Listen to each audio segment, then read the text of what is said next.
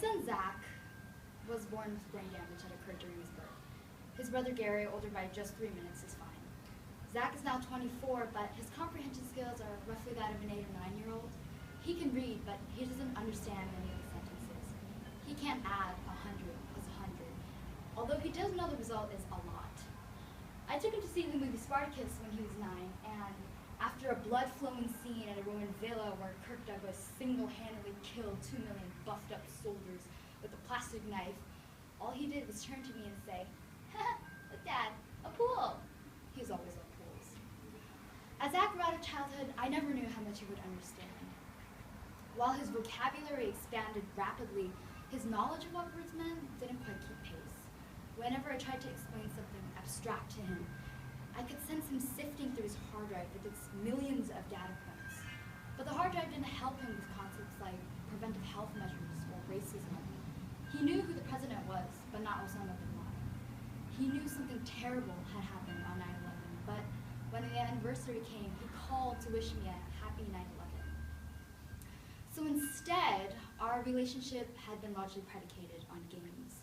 He loved goofy hypotheticals, like what would happen if he did something that he told him he couldn't do. Whenever I kissed him goodnight, he would ask me invariably if there was a certain word or name that he couldn't say after I turned out the lights. What can't I say? You can't say Rick Lyman. What happens if I say Rick Lyman? Then I will have to go back upstairs.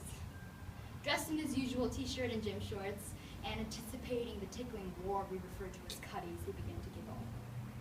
I walked down the stairs and waited at the second floor landing. He was plotting strategy. "Rick!" he screamed. I did nothing. "Rick! Lie?"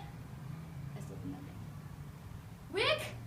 Lyman!" I ran back upstairs and banged open the door. It was on. I threw pillows at him. He threw pillows at me. I chased him around the room and got a hold of him and tickled him. He kicked me in the head.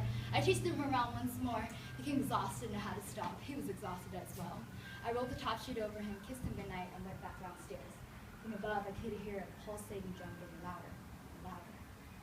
"Rick Lyman! Rick Lyman! Rick Lyman!" He could have gone on forever, at any time, at any age. But when he turned 21, after nearly 15 years straight of doing it, I decided I had to stop. I was hesitant about giving it up, but I couldn't stand it anymore. It only reaffirmed our frozenness. "Zach, you're 21 now, not 6. This is what 6-year-olds do. I can't do it anymore." "Sorry, Dad." "There's nothing to be sorry about. You're just too old now. You're 21. What happens when you're 21? You can't do things like that anymore." "That's right. You understand why?" "I'm 21. I'm kind of too old for this stuff now."